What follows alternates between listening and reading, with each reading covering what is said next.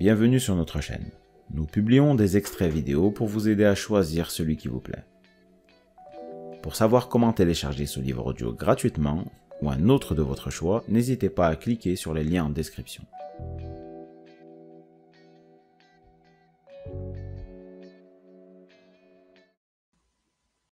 Chers auditeurs, nous vous invitons à rejoindre les milliers d'autres personnes qui ont déjà changé leurs habitudes alimentaires à l'aide du livre audio « Pourquoi on grossit » de Gary Taubes.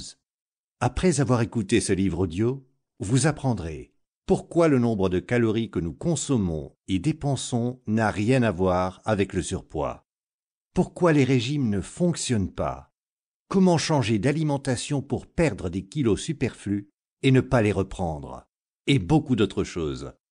Réexaminez tout ce que vous savez sur les causes de la prise de poids.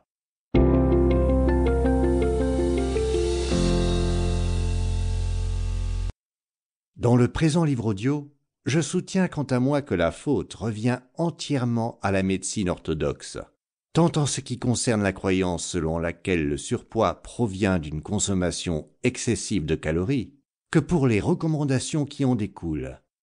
J'affirme que le modèle de l'équilibre entre l'apport et la dépense de calories est absurde, que ce n'est pas parce que nous mangeons trop et bougeons trop peu que nous grossissons, et que ce n'est pas en faisant consciemment le contraire que nous pouvons résoudre ou éviter le problème.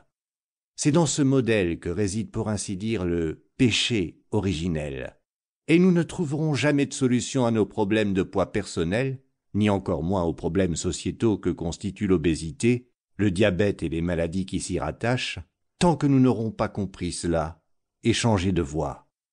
Cela ne signifie pas pour autant que je veuille suggérer qu'il existe une recette miracle pour perdre du poids, ou qu'il y en ait tout au moins une qui n'implique pas certains sacrifices.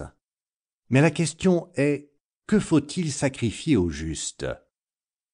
La première partie de ce livre audio présente les preuves qui contredisent le modèle recommandant l'équilibre entre calories consommées et calories dépensées. J'y étudie un grand nombre d'observations et de faits concrets que ce modèle échoue à expliquer, ainsi que les raisons pour lesquelles il a quand même été adopté et les erreurs qui en ont résulté. La seconde partie présente la façon dont la recherche médicale européenne avait commencé à considérer l'obésité et l'excès de graisse corporelle juste avant que n'éclate la Seconde Guerre mondiale. Selon ce point de vue, qui est également le mien, il est absurde de considérer que l'obésité est causée par la suralimentation, car tout ce qui fait croître l'être humain, en taille ou en poids, en masse musculaire ou graisseuse, l'amène à se suralimenter. Les enfants, par exemple, ne grandissent pas davantage parce qu'ils mangent voracement et consomment plus de calories qu'ils n'en dépensent. Mais s'ils mangent autant, s'ils se suralimentent, c'est parce qu'ils grandissent. Il leur est nécessaire de consommer plus de calories qu'ils n'en dépensent. La raison pour laquelle les enfants grandissent est qu'ils sécrètent des hormones qui les font grandir, des hormones de croissance. Et il y a toutes les raisons de croire que la croissance de nos tissus adipeux, qui entraîne, à terme, surpoids et obésité, est également générée et contrôlée par des hormones.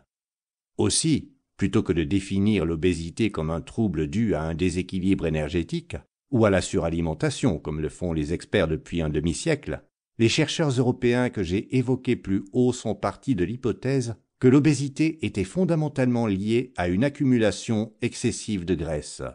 C'est là ce qu'en philosophie on qualifierait de « principe premier ».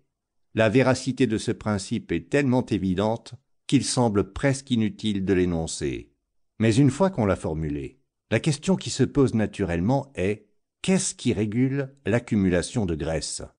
Ici, les hormones ou les enzymes qui, de même que les hormones de croissance font grandir les enfants, génèrent naturellement une accumulation de graisse corporelle, sont inéluctablement susceptibles d'attirer sur eux l'attention de quiconque cherche à déterminer pourquoi certaines personnes grossissent et d'autres pas.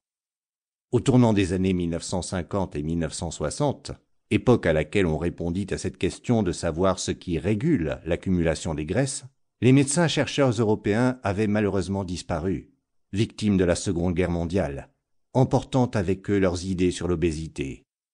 Il s'avère que 2 facteurs déterminent essentiellement la quantité de graisse que nous accumulons, et que tous deux sont liées à l'hormone insuline. Si ce livre vous a plu, vous pouvez alors le télécharger gratuitement. Pour savoir comment faire, cliquez sur le lien en description de la vidéo. N'hésitez pas à commenter pour nous informer des extraits de livres audio que vous aimeriez écouter. Pensez à liker et à vous abonner pour ne rater aucune vidéo.